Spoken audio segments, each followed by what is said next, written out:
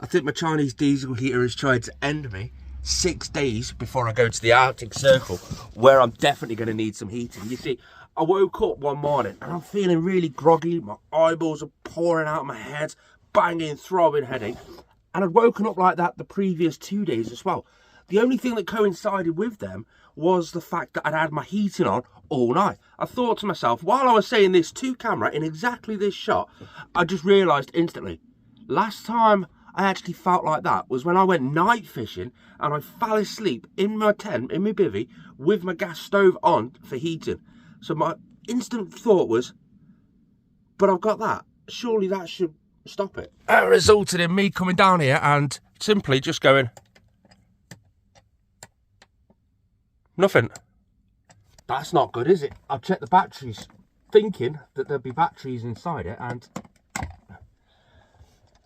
it isn't one of those that has batteries. It says just there, batteries are not replaceable. So this is one of those things that's got a built-in battery, but it doesn't work. Have I been feeling groggy because of carbon monoxide poisoning, carbon dioxide poisoning, whatever it is, whatever this should be picking up? Has my diesel heater been playing up? I need to get it sorted ASAP, because I go to the Arctic Circle in 6 days and I haven't got a full day to fit new ones and stuff like that. I have got 6 mornings before work before I need a heater system perfect in this van. It's now the night time of that day and I've spent the day trying to figure out my options, figure out what can be done in such a short space of time. Now, I've had a look around online for the Chinese diesel heaters and they range from 3 days to 8 weeks to be delivered to this van. So I'm like, that's not really appropriate. Even if it does come in 3 days, that only leaves me 2 or 3 mornings to get it fixed. That's not feasible. I can't do that. I can order a service kit, because what I think potentially has happened to that heater is there's a gasket between the burns chamber and the heat exchanger. I think that might have failed, just like a head gasket on a car would fail. So I could order a service kit with those seals and just hope that that is the case, but that's riding an awful lot on hope. Do I do that? I have found a place not far away, Autoterm, and they've got them in stock. I've phoned them up. They've said they've got the Autoterm heaters in stock. The issue is they cost a lot more money than actual Chinese diesel heaters, but on the caveat to that is all the Arctic research that I've been doing about van life in the Arctic Circle. There's so many people out there that have had so many issues with Chinese diesel heaters failing for one thing or another. So do I just bite the bullet and go for the Autoterm? I can drive down there in the morning and physically pick it up, bring it back here and start installing it. It should be a near enough direct replacement to the Chinese diesel heater that I've got now, but it'll be higher quality because they've got the higher quality exhaust, the higher flow fuel pump, and the air filter is just a lot better, and all the mechanics and everything about an Autoterm is better than a Chinese diesel heater, and it's got a thermostatically controlled dial rather than just on or off. Do I just bite the bullet and go and do that? I'm going to sleep on it. Still in that blind panic, I went down to that shop, autoterm.store. They've got their UK distribution place not too far away. As you can tell, I was like a kid in a sweet shop. I kind of went over the top, but in this video, we're going to install the new Autoterm diesel heater. I've got to take my old heater out, and I'm going to keep hold of that because in a future video, I'm going to fully strip it down, fully take it apart, and see what exactly has gone wrong with it. Make sure to subscribe for that. There's my Chinese diesel heater now. It comes off the heater, through here, that S-bend's up because it goes into the shower. I don't want no water to come in and out, and it tees off there out here. We need to change that and all the ducting. Simply got to change the ducting because the new pipework is 90mm, whereas this is 75mm. Underneath the van, I've taken the air filter off, but it just slipped off, so I wonder if that had anything to do with it. I've got to go under, and you've got the exit just there. Now this heater can be used just as a direct replacement. Because I'm going quick, that's what I'm going to use it for. So I've got to take the exhaust off, which is there. I've got to take the fuel line off, which is there. Sort out the wiring through the fuel pump, and then undo 4 bolts each side. That'll push out on the inside. Tell you one thing though, the place that I went to get this, Autoterm.store, they recognised me when I got there and they decided to give me a discount code for you guys. So, oh god, if you go down to Autoterm.store or avl.com where you can get a load of campervan essentials and accessories, then you can get 5% off the code Indy5. Let's have a go. It should just pop straight off now. Yeah. And then, I forgot about that cable there. That's the fuel line. Let's get the box open and start the reinstall, so to speak. We've got loads of tube in there because I went down there, so I said I could do with this much and they gave me that much. That's the T-junction, which I've got to cut down into the right size, like chop down there, and it threads on. And that's the good thing with these heaters, you can get all these attachments. We've got a reducer from the actual boiler itself down to the right size pipework. We have got the vent, which is multi-directional.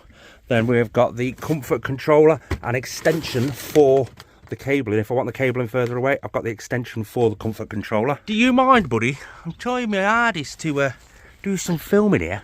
Look at him, little horsey just there. I don't know how well you can see the horse, but there's a horse inside the box. We'll just give it a quick go. Now these have got a massive warranty on them, so they've got all the warranty, parts, labour, everything you need. But then also Autoterm.store down in Oswestry, it's Oswestry, Cherokee, it's a place called St Martin's, and they'll do all the servicing for you. They can do servicing where you send the boiler to them, or you just drive the van there and they'll service it in place. There's loads of options, and this is what's inside the box. All the warranty paperwork, fitting instructions, fuel line. That's a much better quality than what I've already got on there, and it's a little bit thicker gauge, which is something I'm worried about really, because I'm just doing a direct replacement, and the pump that comes with this one is a little bit more powerful. So I'm wondering whether it needed that little bit more thicker bore on the hose. The quality exhaust. This is not supposed to rust or anything like the old ones do. So I'm looking forward to getting that on. See, now I literally could have just done a direct replacement. So got the unit out, put a new unit on, clipped all the wires, clipped all the old exhaust back on and all that stuff. But if I've got all this stuff, I may as well use it. Now they did ask me if I'm doing a direct replacement. I said, yeah, I'm going to. So they didn't give me the turret plate that they supply. So I'm just going to use the turret plate that I've got. Oh, that's the exhaust silencer. Now you may think, oh, that looks like the Chinese ones, but this is a lot better quality. One, you've got that dip there which silences it straight down here, which is where all the silencing material is. So this makes it a lot more silent. And I've heard a trick and a hack from Autoterm themselves. They said, don't bother just whacking it on the end like you normally do, or whack it on the start. Cut it and put it in the middle. And then what's this one? Oh, it actually tells you what the bits are on them. Mounting kit for the exhaust pipe. Mounting kit for fuse holder for the FP plug connector. I don't know what. Oh, fuel pump connector. What's this one? Oh, that'll be for the fuel pump brackets to hold it up. Mounting kit for the fuel system. God, there's loads of bits and bobs here. Loads of cable ties. And I've just spent £7 on more cable ties. What's this one? Air intake mounting kit. Jesus. I don't know why I forgot all this stuff come with it. Muffler installation kit and the pièce de résistance. The pièce de résistance. I can't say the word. That's the air intake with the silencer there. Look at all that for wiring. Oh, yes. Wow. That's all your wiring. And that's your wiring. And there's your fuel pump, which is a bigger fuel pump. It does say on there the size difference and stuff like that. And then you've got the actual heater just there and the fuel pickup pipe down there. The exhaust heat shield. Look at that. The fuel pickup pipe basically sits inside your tank. If you want to load it into your tank, you can. I've already got it installed into the tank. I don't need that. And they've also told me a hack with the fuel pumps. And this is something the majority of people have done wrong. These fuel pumps are designed to push fuel rather than suck fuel. So that's supposed to go nearer your fuel tank, not nearer the actual diesel heater. That's something I've got to change. The weather is starting to come in now, so I'm sort of just having a look to see how that one goes straight on. Dead easy. Just, again, direct replacement straight in. This is my positive and negative for it, that I've disconnected there out of the way while I've got to do all the wiring and all the work underneath. So this is the kit that I need, and I've just got to get four bolts basically to secure that in place, then I can start the rest. This may seem like I'm rushing, and that's because I pretty much am. You see, we've got this storm Amy coming in, so I'm currently getting absolutely trolley soaking wet. I don't know if trolley's an actual word. And number 2, I've got working a bit and I want heating for tonight when I'm in the van. And number 3, I go to the Arctic Circle in a few days, and something else that I picked up while I was there, which is huge, well, that's got to get installed today as well, over the next few days as well, or before I go anyway. Normally the footage would be a lot better than this, and it would be a lot more explained, but it's chucking it down. New fuel pump is in and connected. It's at the right angle. It goes up the fuel line and then now connected into the bottom of the actual heater itself, along with the heater secured down. That's about the logic you're getting at the moment. I just want to point out, don't take this as a this is how you should do it kind of guide, because a few days after I installed this, I went back down to Autoterm and they inspected it, and I actually done something a bit wrong there. I put my old fuel line in and I was correct. It's not up to the standard for this fuel pump, so I had to change all that around. Plus, the fuel line that I'd used from my tank to that pump was longer than a metre. It needed to be within a metre of the fuel tank, because like I was saying, the fuel pump pushes the fuel, doesn't suck it back up again. That was mistake number 1 I did through this video. I'll come back and see you when I see the rest. Like literally, it's chucking it down and I'm laying on the side of the road, and this puddle keeps getting bigger and cars keep flying past it, splashing me. Let's get the instructions and check what the next job is. I'm going to say fuel pump wiring. This is what I like though. It's all in conduit already. It's all labelled really, really well. Fuel pump harness. See those 2 pins there? Well, I've got to post them through the floor somehow, because the fuel pump's actually under the floor. They push connect into the bottom of that clip there, and it's literally just push them in and then clip it back up, and then that saves you drilling basically a hole through the floor that's big enough to pass that entire clip through. I can just post those 2 wires through instead. It's all got the conduit on ready. Now, I always thought these Autoterm heaters were actually made like in the same factory by the same people that make the cheap Chinese diesel heater ones. Turns out I was massively incorrect. These are actually made in Latvia. They're completely different parts and quality to the parts. I mean, just the exhaust alone, the exhaust silent, everything's all different parts. The thickness of the wiring, everything is absolutely perfect. The one that got me, if you fitted a diesel heater before, you know these little rubber tubes that go between like your fuel line and your next connection and stuff like that, and it's normally a thin piece of rubber. Look at the size of that. That is insane. But then, like, even the fuel pipe's a lot thicker and a lot more sturdy. You get a heat shrink or thermal sleeve for your exhaust. The quality blew my mind away, and the only reason I really went for this was because it was extremely handy. Now I'm extremely happy with it, especially with that comfort control that I've got as well. That basically is like a thermostat. I can set it to a temperature and it will do its own thing until it reaches that temperature, and then keep it at that temperature. It's got a couple of different settings. I'm looking forward to getting this done, but I'm not looking forward to now having to go back outside to get under the van to sort this out. Just a little reminder to the discount code INDY5 on the links are going to be in the description down below. That's the fuel pump all wired in and the cables ran to inside. I'm soaking. Trying my hardest to get all the outside stuff done before it gets really, really bad. Air intake is next. It's a simple Jubilee clip and a clip to hold it up. It goes on the front hole underneath the van, pointing forward. The exhaust goes on the back hole, pointing backwards. The professional said if you stick the muffler in the middle of the exhaust, it improves the silencing of the actual exhaust. Plus that, and use a proper one, because there's some weight in that. There must be some proper muffling activities going on in there. It's similar to your car exhaust. That's what they told me. This is getting really bad now. I literally hear cars turning onto that little tiny driveway down there. See me underneath the van. It's a reflective mat and everything like that. This puddle has got extremely bigger, and they think, I'm going to accelerate, and they just fly down, hit the puddle and soak me every single time. But the underneath of the van, I think, is done now. Some tarting up needs doing. I mean, my exhaust pipe is literally just there. It's all secured up there. I don't know how well you can see it. Exhaust pipe's just there, muffler's there, fuel pump's in, air intake's in. It's getting there. Hi, it's me, the problems finder. So I did do a couple of mistakes there. Now, you'll see why I went down to the Autoterm garage and in one of the next videos, so make sure you subscribe for that. But let me show you what I actually did wrong. The air intake, there's the van, there's the front, there's the back. The air intake I pointed towards the front, the exhaust I pointed towards the back.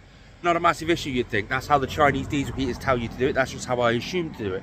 If you point the air intake forward and it sucks up any water, you're knackered. You need to point it backwards, but away from the actual exhaust. And on the exhaust side itself, I made the exhaust come out of the diesel heater, done a big loop up, and then over to the exhaust. They both need to come down, and it's just in case they do get any water inside them, they can both go down. I also forgot to put the heat jacket on the actual exhaust, so I've changed all that now. I don't know how well you can see it, but it's all under there nicely. No bit of exhaust sticking out perfectly anymore. The text did tell me if you do end up having that little dip and like the little S, I call it the swan neck, the S trap on the exhaust or the air intake, you can put a little 5mm hole in the bottom of the horseshoe part, and that will drain any fluids that might go in there. But all the outside jobs are done now. I mean, look at that. They've hit this puddle so hard that it's sprayed all up the van while I've been laying down there underneath the van. But a quick clean up out here, jump inside and get the work done in there. Back inside, and we're down to the wiring, which, to be fair, it looks quite good. Sorry, I can't get to my socks because they're in that top cupboard and all my crap's up there. So you've got the cables, the cable harnesses like this one, control panel. Down here, there's 3 coming out of the actual heater control unit. So that plug plugs into that plug. Then I do have extensions that go from the other end of this up to the control panel itself. It's so you can put it pretty much anywhere you want. It should just simply be a case of a waterproof seal, click, done. I think for now I'm just going to basically get the control panel plugged in so that I can start using it. But eventually, without giving too much away, I'm going to have another control panel exactly the same as that being installed throughout this week. The reason I'm not doing it in this video is because there's no information on it online. So I want to be able to do that video there to make it online. But eventually I'm thinking the 2 controls can go side by side up there, but I'm not 100% sure yet. So while I'm not 100% sure, I'm just going to leave it like that. But now it's just a case of connect the positive and negative. They gave me this diverter valve, so it all ends were just like that. So I've trimmed down these 2 to the bigger size hose that comes with this actual heater, and I've left that one short for the short shower one. Just finished work. I'm going to be staying fairly close to work tonight, just solely because the wind is horrendous tonight. Plus, I have got an awful lot of plans to do inside the van tomorrow, including what I think is a clever option for inside the garage. Get down to the actual thermostat mode, turn that on, turn the temperature onto, I'm going to go for 18, and just keep going the time all the way up to whatever it is I want it to be. Infinity. Go. And that's it. That right there, ladies and gentlemen, is why the Autoterm just stands above the rest, for me anyway. Because it's simply, I can just set that, it's a thermostat, it will stay on that temperature and keep me warm all night. As it cools, as it gets to that temperature, it'll turn the actual, there we go, it'll turn the heating off and just leave it at that temperature. So it won't use as much fuel, if you get what I mean. Right, I'm gonna go get sorted, get my head down. Tomorrow's a big day with this van. One of them involves me going into the garage to sort out my little plan. I've got an idea on how to get some heat back there, and I'm looking forward to that, but I'm not having a fast day. It's a Saturday and I'm parked in Works car park. I've got an idea and it's going to be quite cool, I think. This is everything I'm going to need, in theory, to be able to get heat underneath my bed into the garage area of my campervan where all my batteries live. Let me talk you through the process. We have got a couple of simple on-off switches, a couple of simple vents, just bog standard vents with a fly mesh thing in there.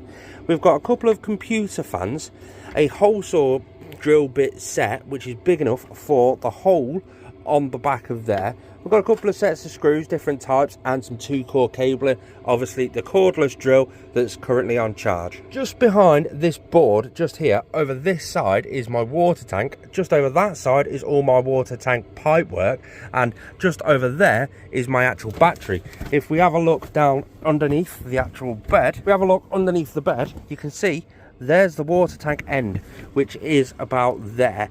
So if I can whack in 2 fans and vents, one there and one there, hook them up to the switches so that I can turn them on and on as and when I want to. So basically, if I keep an eye on the temperature for the batteries, and it gets a bit cold, I can just whack them on, and a little bit of heat from the cabin will go back there. I've still got a lot of diesel heat ducting still available, so if I wanted to purposely direct that fanned heat into a certain area under the back and just get that diesel heater ducted and just run it in such a way where it will blast at the batteries or at a certain joint in the fuel tank and all that sort of stuff. And in theory, it should be fairly simple to wire up, and in theory it should work. I mean, they are just rudimental bits. I mean, look, that's the connection on the end of one of the fans, and I better make sure I get the fan the right way, because if I don't, it's going to be sucking cold air into the cabin rather than blowing hot air under the bed.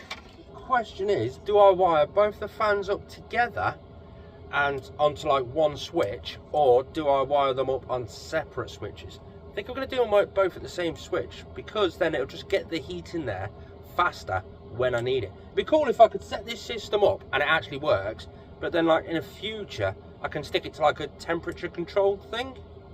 I don't know, that'd just be quite cool, I think. Not neat by any stretch of the imagination, but those two are connected straight down to the line that goes straight to the actual fuse box. I've teed it into the positive at one point and ran a positive over to the switch.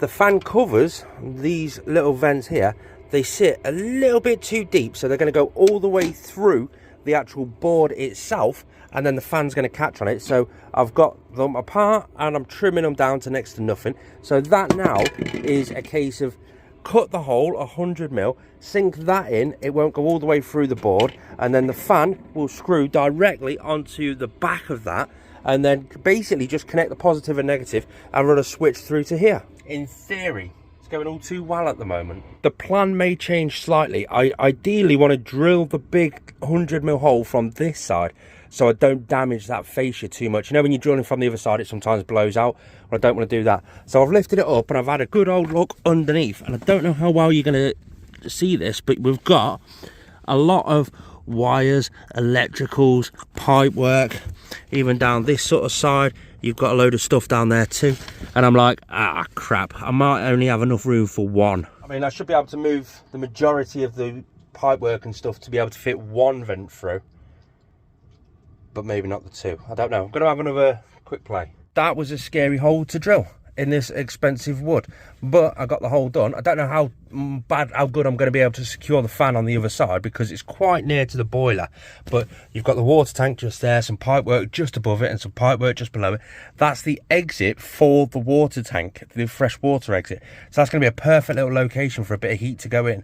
Plus, if I can stick one slightly further up as well, I'll have great circulation. It's cool that they come with these little mesh things just to stop any like animals coming through, I guess, but it won't stay up there.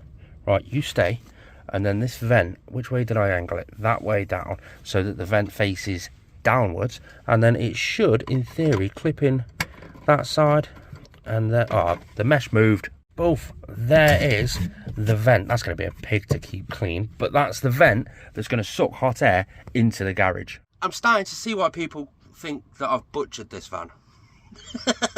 Yes. Now, for context, I really wanted two vents in there so I could power the air into there if I needed to, and I wanted one low and one high just for constant circulation. If I put a vent in on the top, heat rises when it gets in there, it won't do the job that I want it to do. But I couldn't put two vents in, so I figured out a way to put two vents in. Vent number one, obviously a little bit of sawdust on there, it needs cleaning, that's perfect, but there wasn't space further up to put another 100mm hole all the way through, except for one little area where there was a pipe at the top. Now I can't move that pipe because it's solid and it's been insulated, it's there, I cannot move it. So I cut the hole out the back of the actual framework and then just drilled a shit ton of holes, and this is where the pipe is, and it comes down there. It's going to work. I'll stick a fan on the other side, it'll suck the air in, it'll do the job. And once the vent is on, see, you'll have no idea what happened. Well, apart from the fact that I've just put it all over the Tintimer web. Yay! Now it's all electrical, and I've got one hole to drill for the on-off button. It's actually working. I mean, I say it's actually working. There's the button I've put in, perfectly fine. 20mm hole straight through. I've run the cable to a hole that comes beside the actual fridge, and that comes out just there. Then it links up to the two fans just here. and then over to the positive and negative, which will be fused onto the fuse box. Sun has come out, it has stopped raining. For how long, I don't know. So the next job, get under there and get that wired in. Very, very close to getting that tested now. Can you see what I mean? We've got the one hole down there, and this one we've got the Solaris system right in the way, and I can't undo the screw because all the wires are in there. So one fan over there, one fan over there. That one's in, that one's in. Let's go try them. The hassle I've had just trying and find a fuse good enough to do it was unreal. So that's definitely, oh, well, I know for a fact I've got a big stack of them, but they're in my storage unit.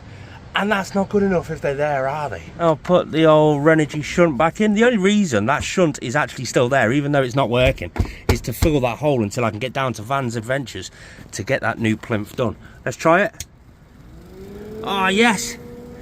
And that one's going the right way? Yes, they're going the right way too. Right, time to clean up and then start the next job. And the final job of the day, the van's back to being a mess. We are sticking the controller for the new diesel heater somewhere safe. Now, when I first sort of fitted it, I just sort of hung it out there, knowing full well I was in a rush and all that sort of stuff.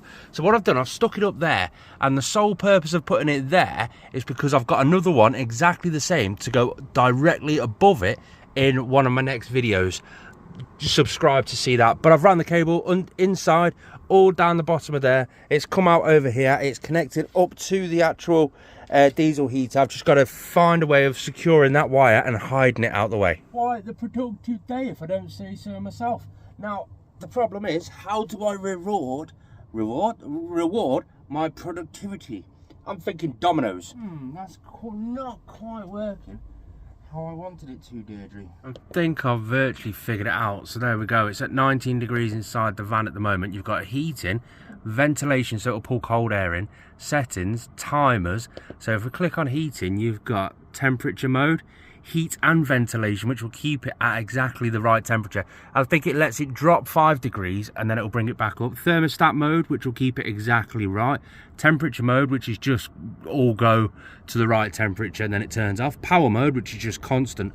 I will say I like this thermostat mode, and then I take it to the right temperature, click go, and then at the bottom you can check how long you actually want it to go for. 35 minutes all the way up. Keep twisting the dial and it will go to, oh, did you see infinity then? Right, let's go for it again. Let's see if I can get the infinity. Oh, can I go back? Yeah, oh, there we go, infinity. Press go. That's it. It's going to get it to the temperature and just keep it at that temperature. The lights will go red when it's hot and they'll go blue when it's blowing cold. I like it, it's cool. Saves me a bit of money in diesel and a bit of electricity in general electricity.